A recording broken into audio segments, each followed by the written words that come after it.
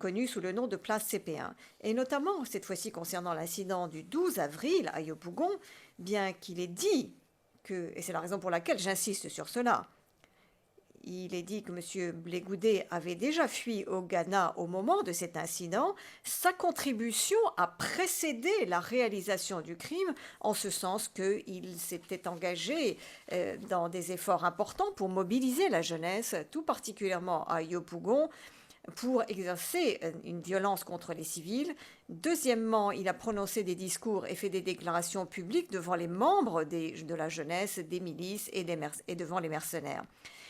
Suite à la structure, donc, et du fait de la structure même des forces pro-Gbagbo, le rôle de M. Blé-Goudet dans l'entourage immédiat et son autorité sur les composantes des forces pro-Gbagbo lui ont permis d'amener ces forces à contribuer au crime. Concernant l'intention de M. Blé-Goudet et sa connaissance des faits, il a participé à la conception du plan commun et y a contribué en pleine conscience des conséquences, c'est-à-dire du fait que seraient perpétrés les crimes retenus ici et la préparation de ces crimes.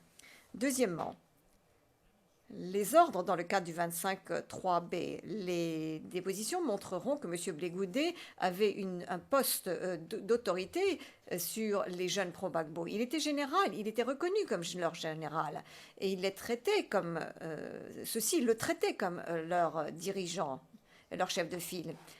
Même les chefs de file des jeunes, lorsqu'il y avait une lutte interne, ils continuaient à suivre son message, à agir sous ses ordres. M. Blé-Goudet a également engagé et encouragé les forces pro-Gbagbo à commettre les crimes qui nous intéressent en les encourageant, en les excusant et en légitimant leur conduite criminelle. Et je vous renvoie aux mémoires préliminaires pour davantage de détails sur ces modes. M. Blé-Goudet et l'encouragement donné par l'encouragement moral de M. Blé-Goudet pour amener les auteurs à aller dans ce sens est également ce qui explique les modes de responsabilité dans le cadre de l'article 25.3c et le fait qu'il ait cherché à les aider et apporter son aide et son concours. En outre, il a également apporté un encouragement et a donné son approbation aux crimes commis, ainsi qu'à apporté un soutien matériel sous forme de soutien financier, de formation et d'armement. Monsieur Blé-Goudet a également cherché à aider à la commission des crimes et était conscient que sa conduite aiderait les auteurs. Et enfin, dans le cadre du 25.3d, la conduite de M. Blé-Goudet a constitué un encouragement moral et un soutien matériel ou une aide aux groupes de personnes qui ont agi dans un objectif commun et qui ont commis les crimes qui nous intéressent. Les circonstances factuelles décrites plus haut s'appliquent également à ce mode de responsabilité. Là encore, nous faisons référence à notre mémoire préliminaire.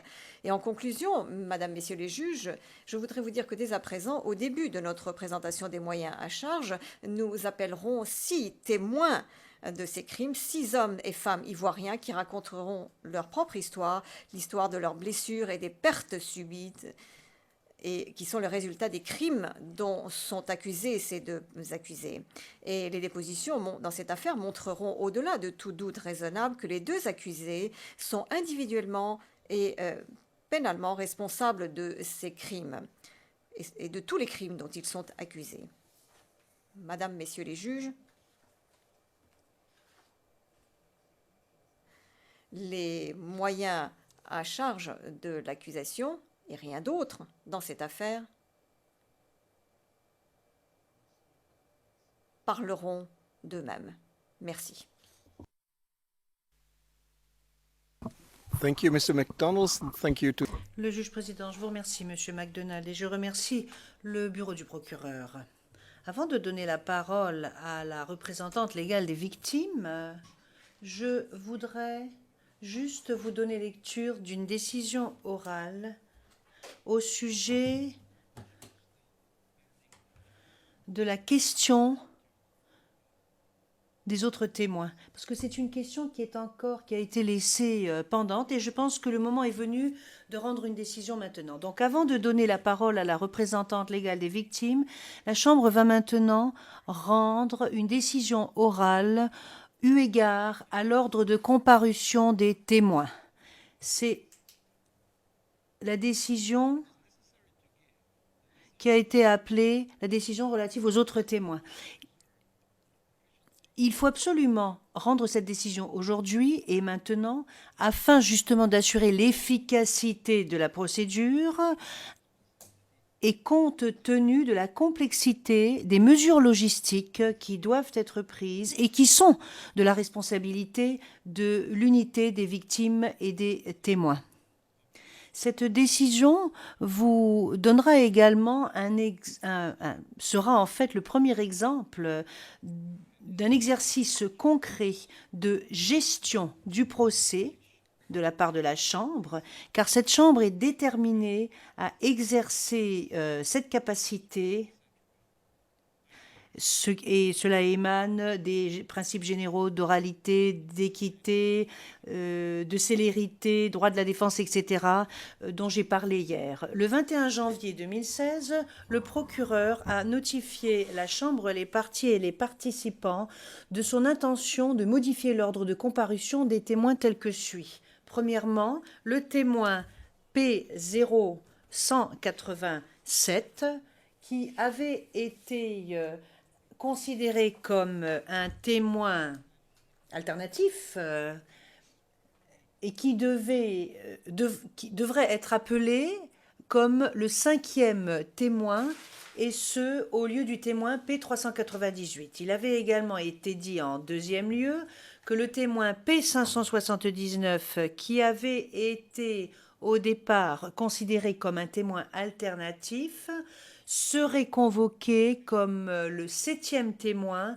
et donc avant le témoin P369, dont la déposition avait été prévue au départ en 7e position, mais qui ne pourrait pas être terminée avant la première interruption du calendrier des audiences de la Chambre. La défense de M. Gbagbo a soulevé des objections à ces changements en avançant que cela s'apprête les droits de la défense du fait de la préparation. La Chambre constate que, comme cela a été indiqué par la défense de M. Gbagbo, ce concept qui consiste à faire appel à d'autres témoins, a été présenté par le procureur de sa propre initiative et non en respect d'une ordonnance rendue par la Chambre. Comme cela a été déclaré lors de la conférence de mise en état convoquée le 14 janvier 2016, et il s'agit d'une question de principe, ces témoins qui sont des témoins alternatifs devront être entendus avant que les 20 premiers témoins aient terminé leur déposition. Et je cite moi-même, car cela doit être consigné aux fins du compte-rendu d'audience. Donc, ces témoins devraient être entendus même à la fin, afin de donner à la défense le temps suffisant pour se préparer. Cela est absolument clair et nous allons nous assurer que cela sera le cas. Ne vous préoccupez pas, maître Altit. Fin de la citation. Effectivement, la Chambre a demandé et a ordonné à l'accusation d'indiquer quels seraient leurs 20 premiers témoins à charge, ainsi que l'ordre de comparution de ces témoins, et ce pour faciliter non seulement les préparations de la défense, mais également les préparations de la Chambre. Et ainsi, cela apporte une contribution à une conduite efficace de la procédure et à une gestion des dépositions. Cet objectif ne peut être respecté que si cette ordonnance qui a été annoncée est respectée et non modifiée. La Chambre est pertinemment informée des circonstances de cette procédure et que du fait de ces circonstances, il peut parfois être nécessaire d'adapter l'ordre de comparution des témoins. La Chambre s'attend également à ce que les parties coopèrent en toute bonne foi pour pouvoir parvenir à un accord lorsque cela sera possible. Toutefois, elle convient avec la défense qu'en introduisant cette notion de témoin alternatif, dans une certaine mesure, le procureur s'est écarté des consignes de la Chambre et a ainsi introduit un certain degré d'incertitude qui n'est pas souhaitable. La Chambre ne souhaite pas non plus faire droit à la demande présentée par la défense à savoir, voilà, la défense devrait être autorisée à bénéficier d'une suspension d'audience pour se préparer, car nous pensons qu'il n'est absolument pas souhaitable de perturber le déroulement de la procédure. En début de procès en plus. En conséquence, la Chambre ne fait pas droit à la demande présentée par le procureur, demande qui consistait à modifier l'ordre de comparution de ces témoins. Ceci étant dit, la Chambre réitère qu'elle exhorte les parties à prendre contact les uns avec les autres, et ce en toute bonne foi, afin d'essayer de trouver un accord lorsque cela est possible, notamment eu égard au témoin 579, qui ne va pas venir avant au moins 2 semaines. De plus, l'accusation a d'ores et déjà déclaré que la déposition de ce témoin sera limitée dans le temps et pourrait très certainement se terminer avant la première interruption des audiences.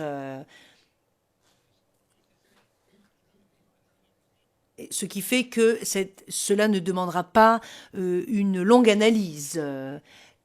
Et je répète donc que nous, les parties, à se consulter et à trouver un accord compte tenu des dispositions logistiques qui ont déjà été prises par l'unité des victimes et des témoins. Voilà pour ce qui est de cette décision que je viens de rendre. Et ceci étant dit, je donne maintenant la parole à Maître Massida. Je suppose que vous allez maintenant présenter la thèse des victimes et des témoins. Que je pourrais terminer mes déclarations liminaires dans les 45-50 minutes qui restent.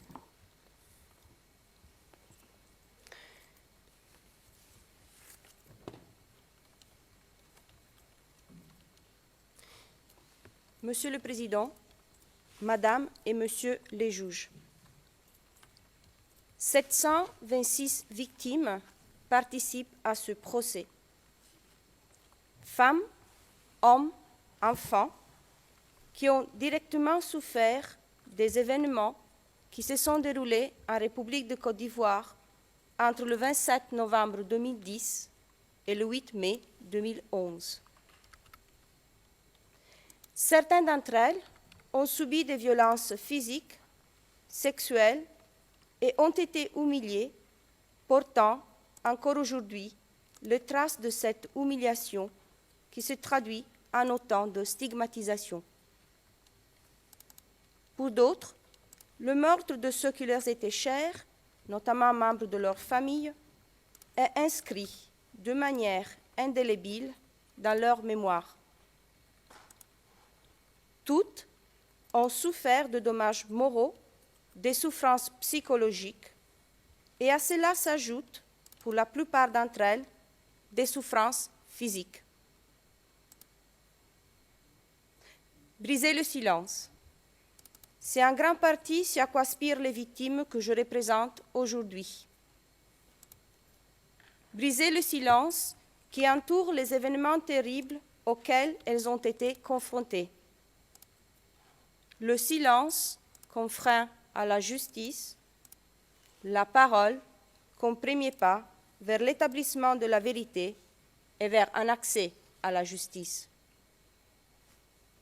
Briser le silence enfin, en mettant des mots sur des actes, en identifiant les crimes qui correspondent aux souffrances et aux dommages qu'elles ont subis, en apportant une réponse à ce qui s'est passé. Les victimes que je représente aujourd'hui témoignent toutes, à travers le récit des événements qui les ont touchées, de la nature particulièrement cruelle des crimes qui les ont accablés, mais également de leur caractère généralisé et systématique. Caractère généralisé en raison de la portée des attaques et des crimes commis. Géographiquement d'abord, tous les quartiers et arrondissements d'Abidjan ont été touchés, mais également d'autres endroits, d'Aukro, Bédigoison. Caractère généralisé en raison du grand nombre de victimes occasionnées. Des familles et des communautés entières ont été touchées. Caractère généralisé ensuite en raison de l'âge des victimes et de leur sexe, sans limite et sans égard quant à la vulnérabilité de certaines d'entre elles. Caractère généralisé enfin en raison de la nature des crimes perpétrés touchant l'ensemble des victimes concernées humainement, moralement, physiquement et matériellement. Certaines victimes ont été arrêtées alors que se rendaient à des marches pacifiques, parfois enlevées, torturées, détenues sans raison pendant des semaines dans des préfectures de police ou dans des centres de détention. D'autres ont vu leurs fils, filles, mères, pères, oncles, tantes, voisins, frères, sœurs, froidement abattus, quelquefois sous leurs yeux, lors d'attaques dirigées contre eux dans des lieux publics, des lieux de culte ou dans leurs maisons et propriétés. Nombreuses jeunes filles et femmes ont été victimes de violences sexuelles indépendantes de leur âge. Des communautés entières ont été obligées de se cacher pour peur d'être arrêtées uniquement à cause de leur nom de famille, de leur pays d'origine ou de leur quartier de résidence. Le Conseil supérieur des imams de Côte d'Ivoire, dans un communiqué du 30 mars 2011, dénonçait les attaques et destructions contre les mosquées et les lieux de culte musulmans et affirmait, je cite, « La crise qui mine notre pays depuis plus d'une décennie trouve sa source dans des questions d'ordre politique mal posées et mal résolues. » Fin de citation. En effet, les victimes indiquent que les attaques aux mosquées et aux lieux de culte étaient récurrentes, tout comme les meurtres d'imams. De façon non exhaustive, entre le 17 décembre 2010 et le 9 mars 2011, les victimes indiquent que les mosquées suivantes étaient attaquées. La mosquée Andokoï 3 à Abobo, la mosquée Bougouniquin à Abobo, la mosquée Lem à Yopougon, la mosquée Sidessi Marché à Yopougon, la mosquée de Dabré à Alépé, la grande mosquée de Koumassi, la mosquée du Banco à Yopougon, la mosquée de Blocus à Cocody, la mosquée Fitia à Abobo, la mosquée de Kouté à Yopougon. Entre le 8 et le 19 mars 2011, le grand imam de Bloléquin et son fils, l'imam de la grande mosquée de Port-Bouët II, l'imam de la mosquée Zaouia et son fils ont été tués. Ces attaques étaient consciemment préparées et dirigées contre des personnes de certaines ethnies considérées, à tort ou à raison, comme des partisans d'un adversaire politique qu'il fallait empêcher par tous les moyens d'accéder à la présidence. Madame, Messieurs les juges, les massacres commis durant la crise, les populations ciblées et les critères de ciblage appellent un bref rappel de l'histoire récente. Depuis la période coloniale, la Côte d'Ivoire des flux migratoires ouest-africains. Cette immigration sous-régionale s'accompagne de migrations internes du nord vers le sud du pays.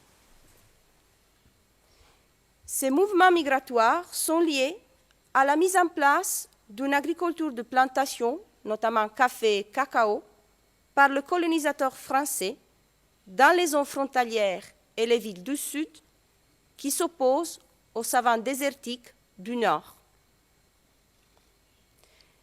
L'indépendance du pays, proclamée le 7 août 1960, ne remet pas en question cet héritage. Le président, Félix Houphouët-Boigny, met en place une stratégie d'accueil des étrangers afin de soutenir le développement économique du pays. Si cette politique a largement contribué à la réalisation du miracle ivoirien sur le plan économique, elle a aussi engendré une nouvelle composition de la société ivoirienne, organisée en une mosaïque ethnique et linguistique. En effet, la Côte d'Ivoire est composée d'une soixantaine de groupes culturels. À cette mosaïque s'ajoute un clivage religieux. Sans oublier que la Côte d'Ivoire compte sur son sol un grand nombre d'étrangers ouest-africains et européens. Cette diversité est devenue source de tensions communautaires utilisées à des fins politiques dans un contexte de crise politique, économique et sociale à partir des années 80. La stabilité politique de la Côte d'Ivoire, longtemps présentée comme un modèle, prend fin avec la mort de Félix Houphouët-Boigny, comme déjà énoncé hier par l'accusation, le 7 décembre 1993. La guerre de succession entre les deux héritiers, Alassane Ouattara et Henri Konan Bédié, se cristallise autour de la définition d'une identité ivoirienne, remettant en cause la politique d'ouverture et d'intégration des étrangers. Bédié introduit la référence identitaire dans le débat national en réactivant un vieux concept, celui de l'ivoirité. Ce néologisme a été utilisé pour la première fois en 1974 dans un article intitulé « Ivoirité et authenticité », paru dans le journal Fraternité Matin, proche du Parti démocratique de Côte d'Ivoire, le PDCI, le parti unique depuis l'indépendance et jusqu'en 1990. Cependant, ce concept a été oublié à une époque où la Côte d'Ivoire était en pleine expansion économique. Et le discours présidentiel prônait l'ouverture à l'immigration étrangère. Le terme d'ivoirité a été par la suite officialisé lors d'un discours présidentiel à l'occasion du 10e congrès du PDCI le 26 août 1995. La politique d'ouverture aux frères africains et d'intégration nationale est largement remise en cause. Les idéologues du PDCI, parti au pouvoir à l'époque, lancent un nouveau slogan. Houphouët-Boigny a été le président des Africains. Henri Konan Bédié sera le président des Ivoiriens. La construction de la nouvelle nation ivoirienne s'inscrit donc dans la distinction à établir entre les Africains d'une part et les Ivoiriens d'autre part. Le concept oppose les Ivoiriens majoritairement musulmans des savanes du Nord aux Ivoiriens chrétiens du Sud forestier. Les groupes ethniques du Sud, majoritairement chrétiens ou animistes, ont entretenu l'idée que les migrants musulmans des savanes du Nord n'ont jamais été chez eux dans le Sud. L'assimilation des Ivoiriens du Nord aux étrangers musulmans venus de l'Afrique de l'Ouest francophone a dès lors renforcé le sentiment que les Ivoiriens du Nord étaient des étrangers. les populations du Nord, notamment les Djoula ou les Malinké, ont des patronymes identiques à ceux des immigrés de même ethnie provenant des pays voisins, notamment le Burkina Faso, le Mali ou encore la Guinée. Ils ont été dès lors systématiquement soupçonnés d'être des étrangers. Dès lors, les injustices se sont fait légion à leur égard. Certains ont vu leurs pièces d'identité détruites par les forces de l'ordre. Ils n'étaient plus en mesure d'obtenir de nouvelles cartes d'identité ou de passeports. Ils ne pouvaient pas obtenir de certificat de nationalité ou voter. Le 26 août 1995, Henri Konan Bédié, alors président, renforce le concept d'ivoirité, selon lequel une personne serait ivoirienne seulement si ses 4 grands-parents sont nés en Côte d'Ivoire. Selon lui, ce concept permettait à la Côte d'Ivoire de mieux préserver son identité. Cela lui permettrait également d'évincer son principal rival politique, Alassane Ouattara, originaire du nord du pays. Le fait d'avoir poursuivi ses études au Burkina Faso et d'avoir été envoyé occuper des autres fonctions pour l'État burkinabé permettait dès lors le rejet de sa candidature. L'histoire de la Côte d'Ivoire bascule le 24 décembre 1999. Suite à une mutinerie qui s'est transformée en coup d'État, Henri Konan Bédié est renversé par l'armée et remplacé par le général Robert Guéhi.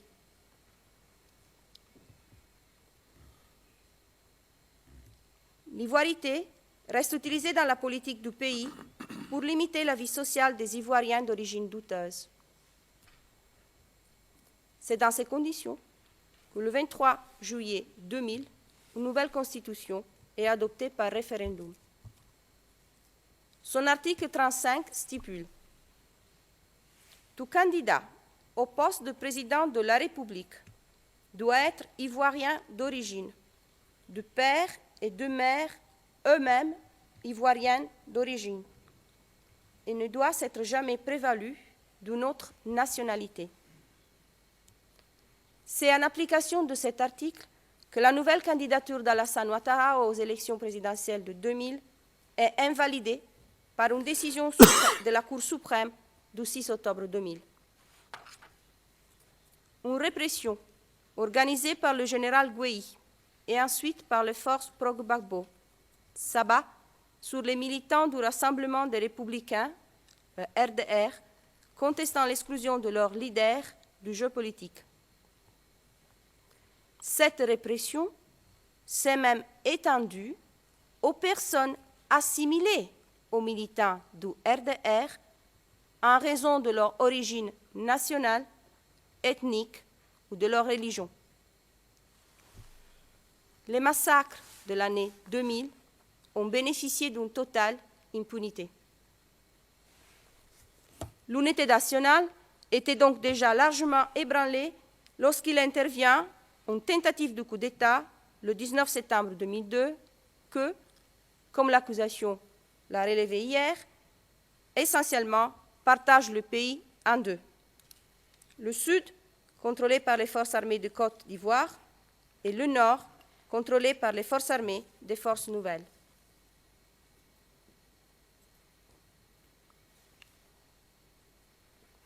Or, la date du 19 septembre 2002 ne constitue que le point culminant d'une détérioration progressive de la vie sociopolitique ivoirienne qui avait commencé avec le décès de Félix Houphouët-Boigny.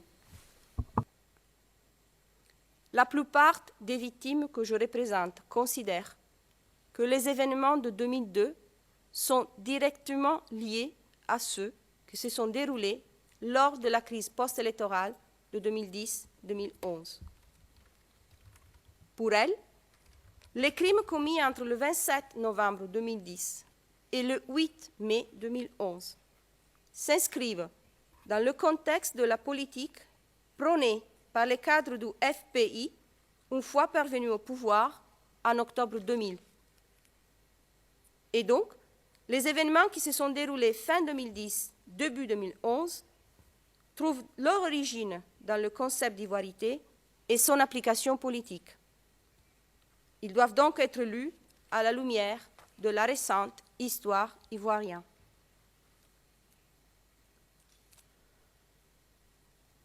Les crimes dont les victimes que je représente ont souffert ont été commis dans le cadre de la mise en œuvre d'un plan soigneusement organisé dont le but était le maintien au pouvoir à tout prix de M. Laurent Gbagbo à travers l'utilisation tant de moyens privés que de moyens publics.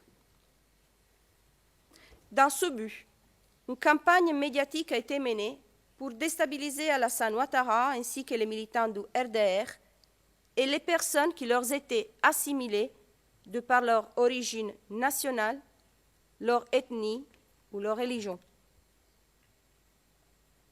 Cette campagne s'est accentuée durant les différentes rencontres organisées par le FPI lors de la campagne présidentielle. La presse écrite ainsi que les réseaux sociaux ont servi de support à cette politique. Il ne vous échappera pas, Monsieur le Président, Madame, Monsieur le Juge, que certains thèmes utilisés à partir de 1995 réapparaissent lors des événements de 2010-2011. Le 24 novembre 2010, Ben Soumaro, ancien directeur de la RTI et député à l'Assemblée nationale, face aux militants du FPI à la maison communale de Cocody, tenait ces propos. Je cite. « Comment puis-je penser un instant que vous puissiez laisser ces gens continuer d'insulter les Ivoiriens? Nous ne ménagerons aucun mot pour vous dire ce qu'ils sont, ce qu'ils font, ce qu'ils ont été et ce qu'ils veulent nous cacher. Tout sera dévoilé. Chers amis, je plaide coupable du crime de xénophobie sélective. Alassane Ouattara est un étranger. » Fin de citation. Dans ce contexte, il est évident que les crimes commis entre le 27 novembre 2010 et le 8 mai 2011 s'inscrivent dans le cadre d'un plan concerté afin de maintenir M. Gbagbo au pouvoir, plan qui ne pouvait se concrétiser qu'avec la destruction de son adversaire ainsi que de ceux qui le soutenaient par tous les moyens possibles. Les cibles étaient choisies en raison de leur appartenance ethnique, Djoula, Mossi, Sénoufo, Baoulé, religieuse, musulmans, ou de leur nationalité, citoyennes d'États de l'Ouest africain tels que le Mali, le Burkina Faso et le Niger. Les événements qui nous occupent ont fait des centaines de morts et de blessés, ainsi que des centaines de femmes violées. Le nombre de victimes est beaucoup plus élevé de celui des victimes admises à participer au procès. Toutes les victimes que je représente aujourd'hui ont des difficultés pour se reconstruire, n'ont pas d'argent pour se soigner, ne bénéficient d'aucune assistance conséquente. Le traumatisme lié à ce qu'elles ont vécu occupe encore l'essentiel de leur quotidien, perdurant sans relâche leur victimisation. Les victimes résident toujours dans les endroits où les crimes dont elles ont souffert ont été commis. Or, dans la ville d'Abidjan, dans les mêmes quartiers, cohabitent communautés d'ethnies et religions différentes.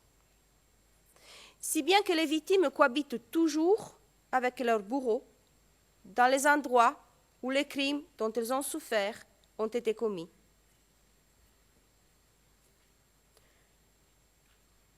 Pour ne citer qu'un exemple, le quartier de Yopougon a été historiquement habité par des personnes originaires de l'ouest de la Côte d'Ivoire, pro-Gbagbo. C'est d'ailleurs pour cette raison que ce quartier s'est toujours présenté comme un bastion du FPI.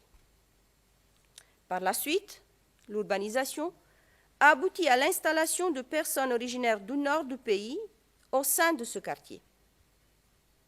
Ainsi, qu'il s'agisse du sous-quartier de Mamifété ou de Doucouré, les victimes que je représente se retrouvent très minoritaires et doivent vivre aux côtés de leurs agresseurs. Outre une revictimisation continuelle, cette cohabitation rend la situation sécuritaire précaire encore aujourd'hui. Mais l'ancien président ne pouvait pas agir toute seule. Un plan d'une telle ampleur ne pouvait pas être accompli par une seule et unique personne.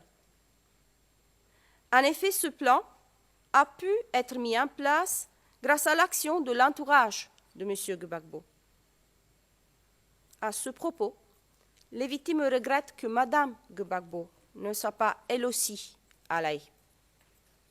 Elle considère que la vérité sur les événements qui se sont déroulés lors de la crise post-électorale ne sera pas complètement dévoilée, ni leurs histoires réellement comprises, jusqu'à ce que le rôle majeur joué par l'ancienne première dame lors de la crise soit mis en lumière devant une cour de justice.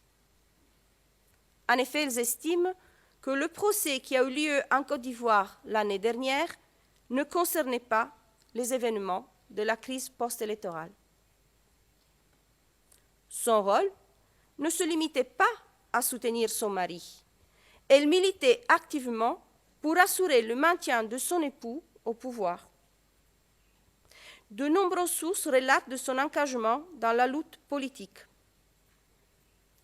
À titre d'exemple, je souhaite attirer votre attention sur un discours prononcé par Mme Gbagbo le 15 janvier 2011 au cours d'un meeting de jeunes au Palais de la Culture d'Abidjan, dans lequel elle proclamait, je cite, « Comme vous ne voulez pas qu'on dise son nom, je vous propose qu'on l'appelle le chef bandit.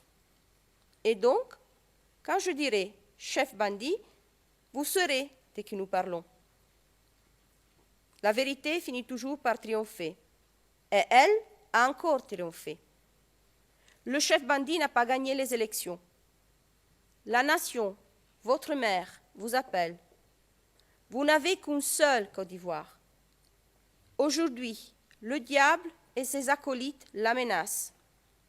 Vous devez la défendre contre celui qui veut la dénaturer et la prostituer par ses mensonges et son banditisme.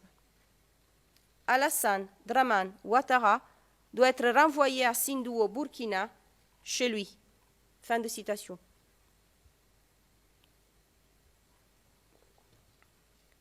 M. Blé Goudé était également un membre influent, dévoué et loyal de l'entourage de M. Gbagbo. À l'époque des faits, ministre de la Jeunesse et de l'Emploi, surtout leader des jeunes patriotes et porte-parole de M. Gbagbo auprès d'eux, a joué un rôle essentiel dans la mise en œuvre du plan commun. Les agissements des jeunes patriotes, mouvement créé en septembre 2002, une semaine après la tentative de coup d'État, sont une composante essentielle de ce plan commun. Les victimes font référence essentiellement à deux formes de violence dont les jeunes patriotes se sont rendus responsables au cours de la crise post-électorale. Les pillages et les multiples barrages érigés par des soi-disant comités de surveillance de quartier tenus par les jeunes patriotes à Abidjan. La rue était donc le principal moyen de conquête ou de maintien du pouvoir. Et qui, mieux que le général de la rue, pouvait mettre en place un système efficace, rodé depuis des années, simple et rapide à exécuter. L'usage des barrages et pillages à Abidjan lors de la crise post-électorale intervient dans un contexte qu'il convient de préciser et doivent être analysés dans le cadre de la bataille politique relative aux résultats de l'élection présidentielle du 28 novembre 2010. Que la Côte d'Ivoire compte sur son sol un grand nombre d'étrangers ouest-africains et européens. Cette diversité est devenue source de tensions communautaires utilisées à des fins politiques dans un contexte de crise politique, économique et sociale à partir des années 80. La stabilité politique de la Côte d'Ivoire, longtemps présentée comme un modèle, prend fin avec la mort de Félix Houphouët-Boigny, comme déjà énoncé hier par l'accusation, le 7 décembre 1993. La guerre de succession entre les deux héritiers, Alassane Ouattara et Henri Konan Bédié, se cristallise autour de la définition d'une identité ivoirienne, remettant en cause la politique d'ouverture et d'intégration des étrangers. Bédié introduit la référence identitaire dans le débat national en réactivant un vieux concept, celui de l'ivoirité. Ce néologisme a été utilisé pour la première fois en 1974 dans un article intitulé « Ivoirité et authenticité », paru dans le journal Fraternité Matin, proche du Parti démocratique de Côte d'Ivoire, le PDCI, le parti unique depuis l'indépendance et jusqu'en 1990. Cependant, ce concept a été oublié à une époque où la Côte d'Ivoire était en pleine expansion économique. Et le discours présidentiel prônait l'ouverture à l'immigration étrangère. Le terme d'ivoirité a été par la suite officialisé lors d'un discours présidentiel à l'occasion du 10e congrès du PDCI le 26 août 1995. La politique d'ouverture aux frères africains et d'intégration nationale est largement remise en cause. Les idéologues du PDCI, parti au pouvoir à l'époque, lancent un nouveau slogan. Houphouët-Boigny a été le président des Africains. Henri Konan Bédié sera le président des Ivoiriens.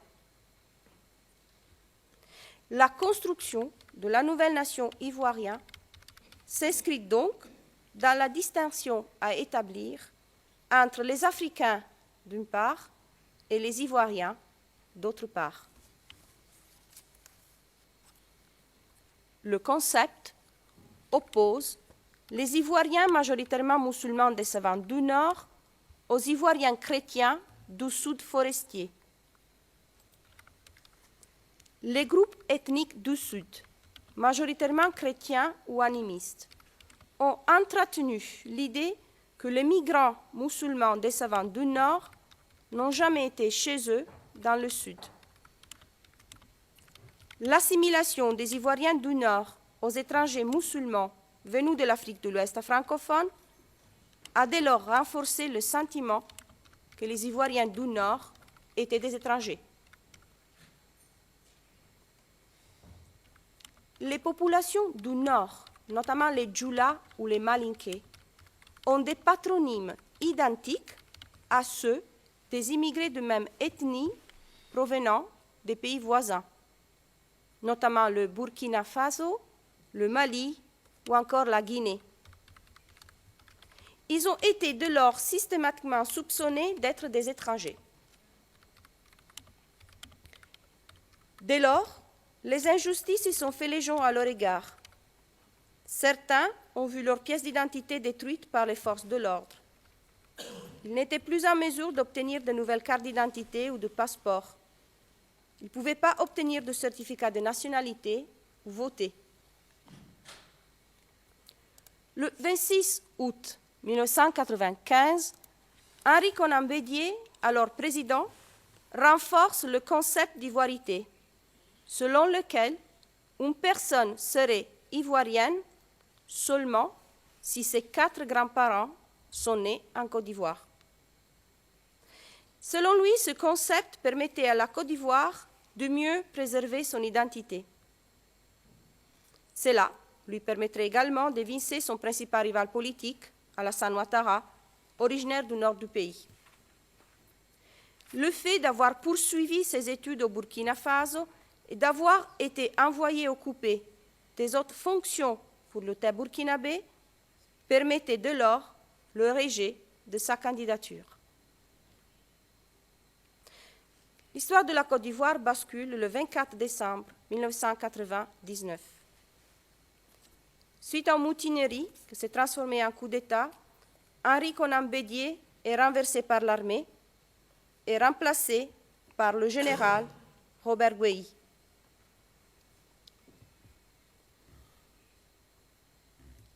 L'ivoirité reste utilisée dans la politique du pays pour limiter la vie sociale des Ivoiriens d'origine douteuse. C'est dans ces conditions que le 23 juillet 2000, une nouvelle constitution est adoptée par référendum. Son article 35 stipule: tout candidat au poste de président de la République doit être ivoirien d'origine, de père et de mère eux-mêmes ivoiriennes d'origine, et ne doit s'être jamais prévalu d'une autre nationalité. C'est en application de cet article que la nouvelle candidature d'Alassane Ouattara aux élections présidentielles de 2000 est invalidée par une décision de la Cour suprême du 6 octobre 2000. Une répression organisée par le général Guéhi et qui ne pourrait pas être terminée avant la première interruption du calendrier des audiences de la Chambre.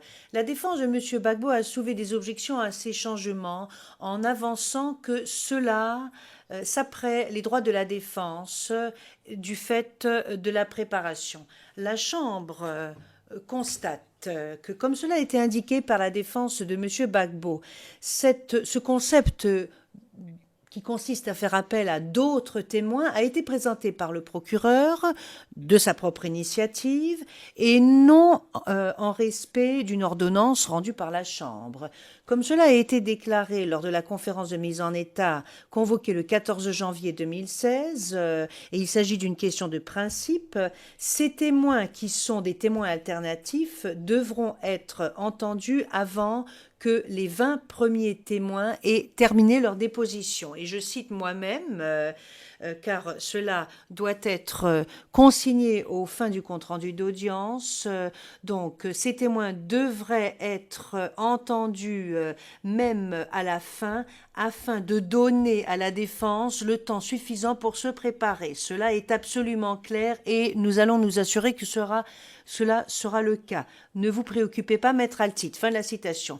Effectivement, la Chambre a demandé et a ordonné à l'accusation d'indiquer quels seraient leurs 20 premiers témoins à charge, ainsi que l'ordre de comparution de ces témoins, et ce pour faciliter non seulement les préparations de la défense, mais également les préparations de la Chambre. Et ainsi, cela apporte une contribution à une conduite efficace de la procédure et à une gestion des dépositions. Cet objectif ne peut être respecté que si cette ordonnance qui a été annoncée est respectée et non modifiée.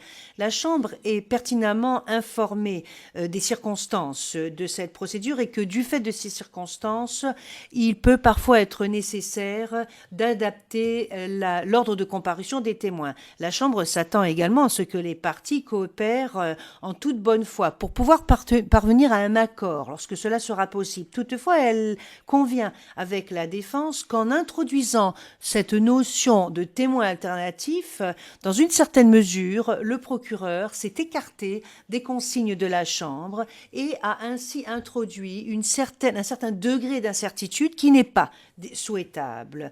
La Chambre ne souhaite pas non plus faire droit à la demande présentée par la défense à savoir, voilà, la défense devrait être autorisée à bénéficier d'une suspension d'audience pour se préparer, car nous pensons qu'il n'est absolument pas souhaitable de perturber le déroulement de la procédure. En début de procès en plus.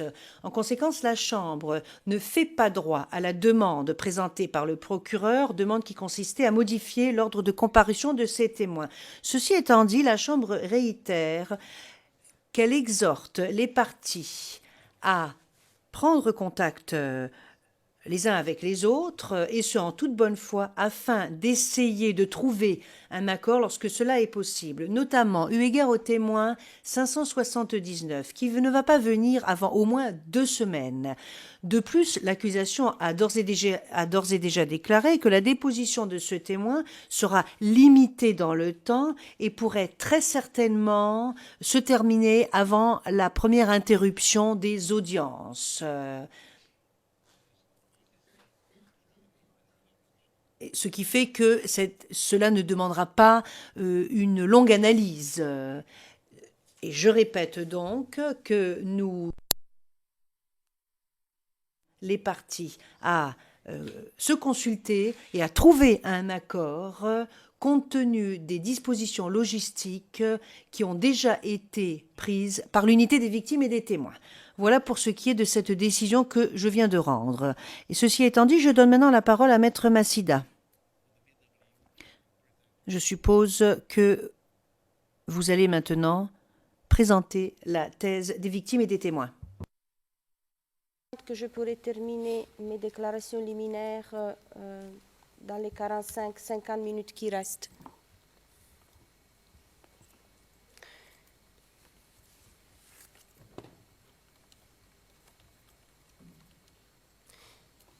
Monsieur le Président, Madame et Monsieur les juges, 726 victimes participent à ce procès. Femmes, hommes, enfants, qui ont directement souffert des événements qui se sont déroulés en République de Côte d'Ivoire entre le 27 novembre 2010 et le 8 mai 2011. Certaines d'entre elles ont subi des violences physiques, sexuelles et ont été humiliées, portant encore aujourd'hui les traces de cette humiliation qui se traduit en autant de stigmatisation. Pour d'autres, le meurtre de ceux qui leur étaient chers, notamment membres de leur famille, est inscrit de manière indélébile dans leur mémoire. Toutes ont souffert de dommages moraux, des souffrances psychologiques, et à cela s'ajoutent, pour la plupart d'entre elles, des souffrances physiques. Briser le silence. C'est en grande partie ce à quoi aspirent les victimes que je représente aujourd'hui. Briser le silence qui entoure les événements terribles auxquels elles ont été confrontées. Le silence comme frein à la justice, la parole comme premier pas vers l'établissement de la vérité et vers un accès à la justice. Briser le silence enfin, en mettant des mots sur des actes, en identifiant les crimes qui correspondent aux souffrances et aux dommages qu'elles ont subis, en apportant connu sous le nom de place CP1, et notamment cette fois-ci concernant l'incident du 12 avril à Yopougon, bien qu'il ait dit que, et c'est la raison pour laquelle j'insiste sur cela, il est dit que M. Blé Goudet avait déjà fui au Ghana au moment de cet incident. Sa contribution a précédé la réalisation du crime, en ce sens qu'il s'était engagé dans des efforts importants pour mobiliser la jeunesse, tout particulièrement à Yopougon, pour exercer une violence contre les civils. Deuxièmement, il a prononcé des discours et fait des déclarations publiques devant les membres de la jeunesse, des milices et devant les mercenaires. Suite à la structure, donc, et du fait de la structure même des forces pro-Gbagbo, le rôle de M. Blé Goudé dans l'entourage immédiat et son autorité sur les composantes des forces pro-Gbagbo lui ont permis d'amener ces forces à contribuer au crime. Concernant l'intention de M. Blé Goudé et sa connaissance des faits, il a participé à la conception du plan commun et y a contribué en pleine conscience des conséquences, c'est-à-dire du fait que seraient perpétrés les crimes retenus ici et la préparation de ces crimes. Deuxièmement, les ordres dans le cadre du 25.3b, les dépositions montreront que M. Blé Goudé avait un poste d'autorité sur les jeunes pro-Gbagbo. Il était général, il était reconnu comme leur général et il les traitait comme, ceux-ci le traitaient comme leur dirigeant, leur chef de file. Même les chefs de file des jeunes, lorsqu'il y avait une lutte interne, ils continuaient à suivre son message, à agir sous ses ordres. M. Blé Goudé a également engagé et encouragé les forces pro-Gbagbo à commettre les crimes qui nous intéressent en les encourageant, en les excusant et en légitimant leur conduite criminelle. Et je vous renvoie aux mémoires préliminaires pour davantage de détails sur ces modes.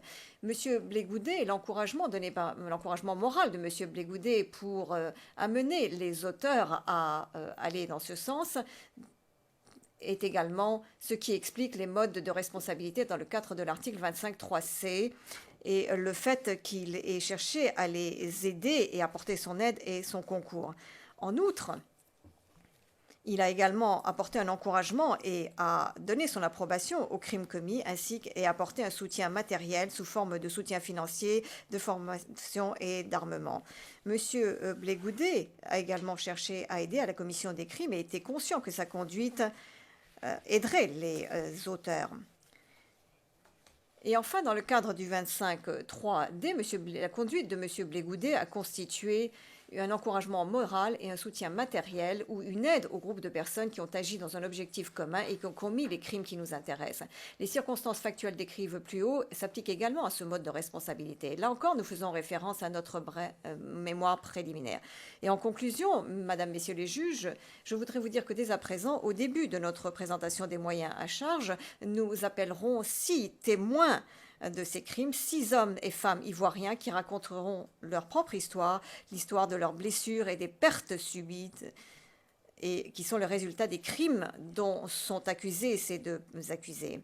Et les dépositions dans cette affaire montreront, au-delà de tout doute raisonnable, que les deux accusés sont individuellement et pénalement responsables de ces crimes et de tous les crimes dont ils sont accusés. Madame, Messieurs les juges,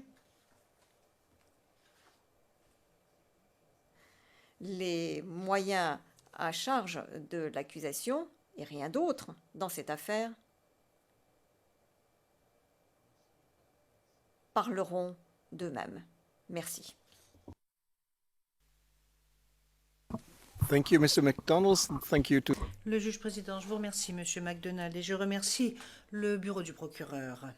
Avant de donner la parole à la représentante légale des victimes, je voudrais juste vous donner lecture d'une décision orale au sujet de la question des autres témoins. Parce que c'est une question qui a été laissée pendante et je pense que le moment est venu de rendre une décision maintenant. Donc avant de donner la parole à la représentante légale des victimes, la Chambre va maintenant rendre une décision orale eu égard à l'ordre de comparution des témoins. C'est la décision qui a été appelée la décision relative aux autres témoins. Il faut absolument rendre cette décision aujourd'hui et maintenant afin justement d'assurer l'efficacité de la procédure et compte tenu de la complexité des mesures logistiques qui doivent être prises et qui sont de la responsabilité de l'unité des victimes et des témoins. Cette décision vous donnera également sera en fait le premier exemple d'un exercice concret de gestion du procès de la part de la Chambre, car cette Chambre est déterminée à exercer cette capacité, et cela émane des principes généraux d'oralité, d'équité, de célérité, droit de la défense, etc., dont j'ai parlé hier. Le 21 janvier 2016, le procureur a notifié la Chambre, les parties et les participants de son intention de modifier l'ordre de comparution des témoins tel que suit. Premièrement, le témoin P0187, qui avait été considéré comme un témoin alternatif et qui devrait être appelé comme le 5e témoin, et ce, au lieu du témoin P398. Il avait également été dit en deuxième lieu que le témoin P579, qui avait été au départ considéré comme un témoin alternatif, serait convoqué comme le 7e témoin,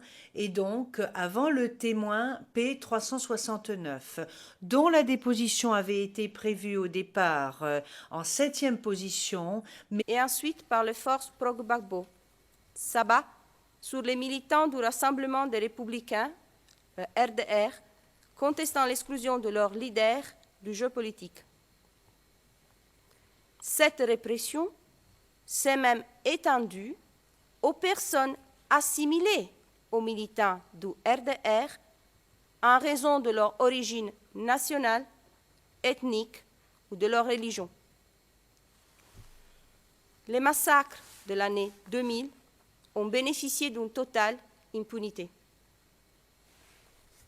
L'unité nationale était donc déjà largement ébranlée lorsqu'il intervient une tentative de coup d'État le 19 septembre 2002 que, comme l'accusation l'a relevé hier, essentiellement partage le pays en deux. Le sud, contrôlé par les forces armées de Côte d'Ivoire, et le nord, contrôlé par les forces armées des Forces nouvelles.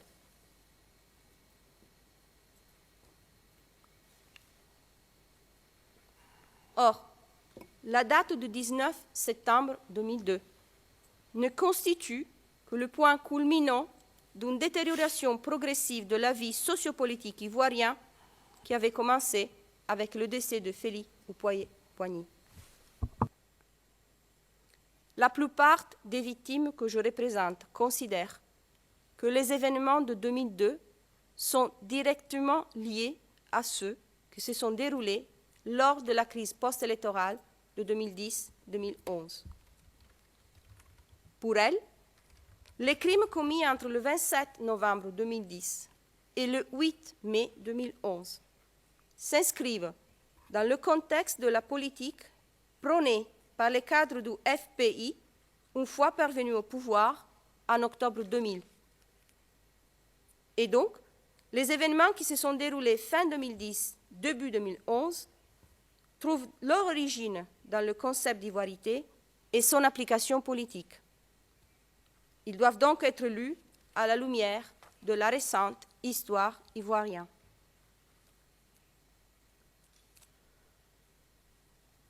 Les crimes dont les victimes que je représente ont souffert ont été commis dans le cadre de la mise en œuvre d'un plan soigneusement organisé dont le but était le maintien au pouvoir à tout prix de M. Laurent Gbagbo à travers l'utilisation tant de moyens privés que de moyens publics.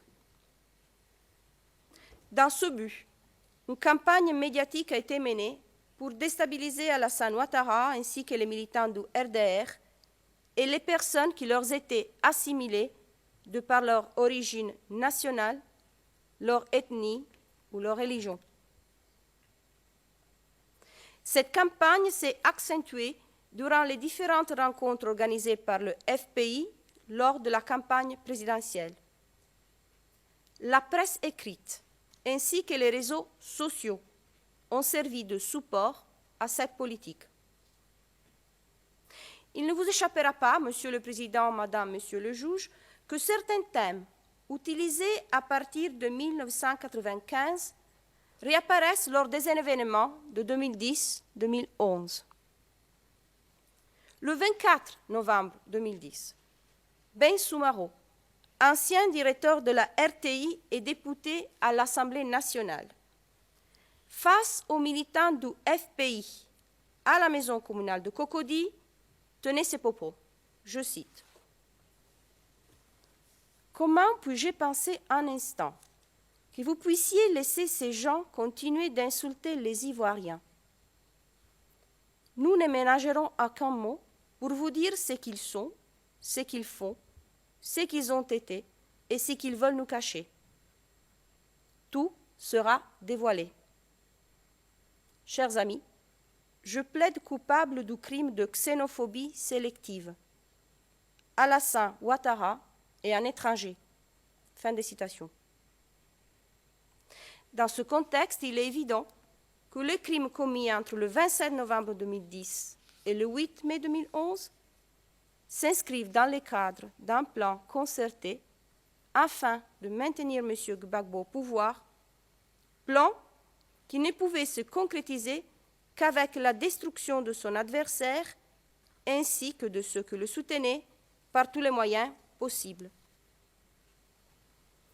Les cibles étaient choisies en raison de leur appartenance ethnique, Djoula, Mossi, Sénoufo, Baoulé, religieuses, musulmans, ou de leur nationalité, citoyens d'États de l'Ouest africain tels que le Mali, le Burkina Faso et le Niger.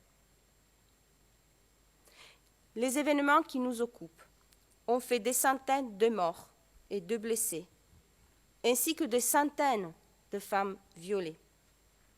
Le nombre de victimes est beaucoup plus élevé de celui des victimes admises à participer au procès. Toutes les victimes que je représente aujourd'hui ont des difficultés pour se reconstruire, n'ont pas d'argent pour se soigner, ne bénéficient d'aucune assistance conséquente.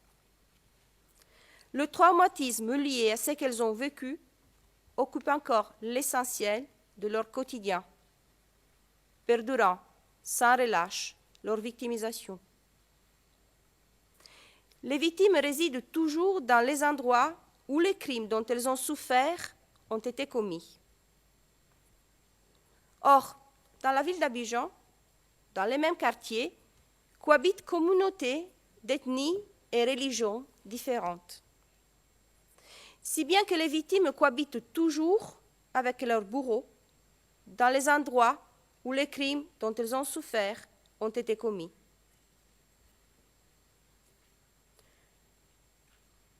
Pour ne citer qu'un exemple, le quartier de Yopougon a été historiquement habité par des personnes originaires de l'ouest de la Côte d'Ivoire, pro-Gbagbo. Réponse à ce qui s'est passé.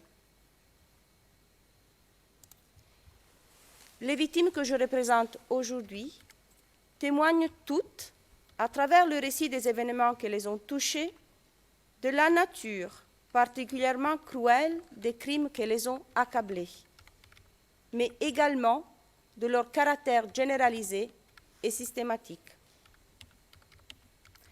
Caractère généralisé en raison de la portée des attaques et des crimes commis. Géographiquement d'abord, tous les quartiers et arrondissements d'Abidjan ont été touchés, mais également d'autres endroits d'Aukro, Bédigoison. Caractère généralisé en raison du grand nombre de victimes occasionnées. Des familles et des communautés entières ont été touchées. Caractère généralisé ensuite en raison de l'âge des victimes et de leur sexe, sans limite et sans égard quant à la vulnérabilité de certains d'entre elles. Caractère généralisé enfin en raison de la nature des crimes perpétrés touchant l'ensemble des victimes concernées humainement, moralement, physiquement et matériellement. Certaines victimes ont été arrêtées alors que se rendaient à des marches pacifiques, parfois enlevées, torturées, détenues sans raison pendant des semaines dans des préfectures de police ou dans des centres de détention. D'autres ont vu leurs fils, filles, mères, pères, oncles, tantes, voisins, frères, sœurs, froidement abattus, quelquefois sous leurs yeux, lors d'attaques dirigées contre eux dans des lieux publics, des lieux de culte ou dans leurs maisons et propriétés. Nombreuses jeunes filles et femmes ont été victimes de violences sexuelles indépendantes de leur âge. Des communautés entières ont été obligées de se cacher pour peur d'être arrêtées uniquement à cause de leur nom de famille, de leur pays d'origine ou de leur quartier de résidence.